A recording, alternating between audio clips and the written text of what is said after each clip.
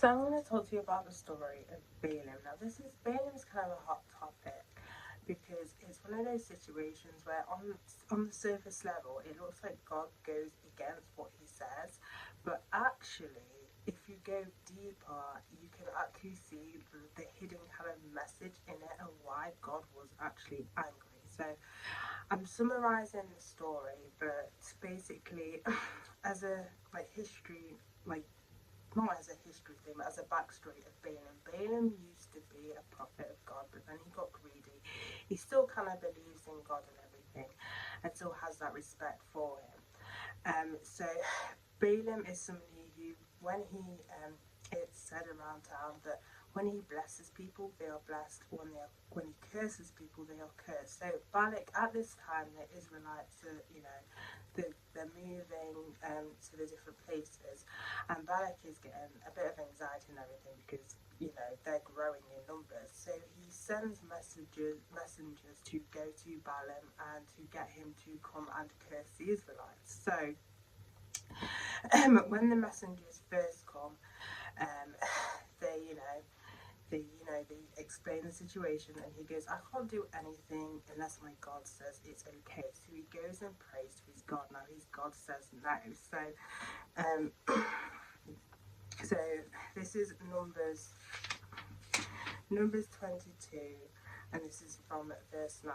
So then God came to Balaam and said, Who are these men with you? So Balaam said to God, Balak the son of Zippor, king of Moab, has sent me, saying, Look, a people has come out of Egypt, and they cover the face of the earth. Come now, curse them for me. Perhaps I shall be able to overpower them and drive them out. And God said to Balaam, You shall not go with them, you shall not curse the people, for they are blessed. So Balaam rose in the morning and said to the princes of Balak, Go back to your land, for the Lord has refused to give me the permission to go with you. Now, remember that line in verse 12 where it says, For they are blessed. Just remember that. That's what God told Balaam. Just remember that. Now, Balak is furious and he sends even more messengers, but this time these are priests and they have bigger rewards basically.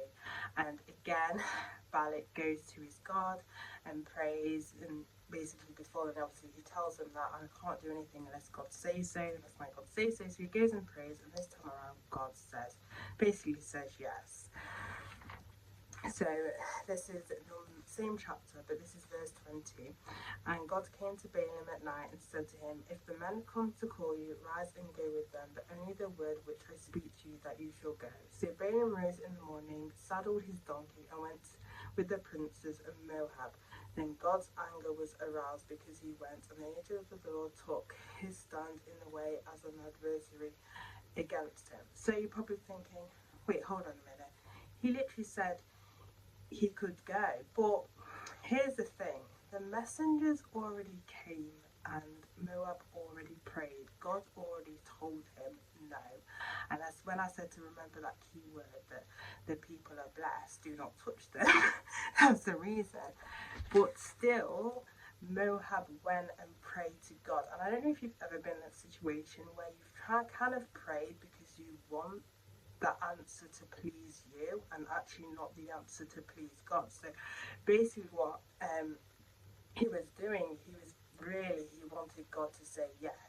Really, in his heart, he wanted him to say yes because he disregarded what God said the first time. These people come a second time, but with more riches and stuff. Him saying, I don't really care for riches and stuff, but actually, in his heart somewhere, he still has that greed in his heart, and he still kind of thinks, okay, the money, but he's kind of hanging by the fact. But if God says I can go, I'll go, and God says go, but God's furious because obviously he's not taking because for him that's kind of like a test for him. I'll say yes to him, and hopes that he actually doesn't go, but he does actually go, which kind of confirms what God thought in the fact that really he wanted to go.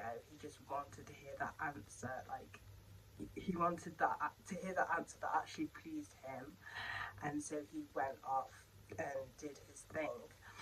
But it's not the end of the world because God uses this story to, if you don't know, he actually sends blessings to the people But it's just a reminder that sometimes, because I've been it, where you prayed in hopes that maybe, not necessarily God will say yes, but more so maybe God will say no. Maybe God's put something into your heart and you've freaked out about it, and you're praying hoping that God will say no, but you know in your heart he's not going to say no. That kind of situation. But this is kind of like a good example where it seems like Balaam was kind of wanting to do what God wanted him to do, but actually hidden within that, actually he didn't. He just wanted God to say yes to what he wanted in his own heart, and not what God wanted in his heart, because he completely forgot what God said the first time. So why would God change his mind the second time? Like, why would he say the Israelites are blessed, don't touch them, but the second time, oh no, they're not blessed anymore, you can touch them, like that sort of thing. He disregarded basically what God said and just wanted God to say what he wanted to hear, if that makes any sense.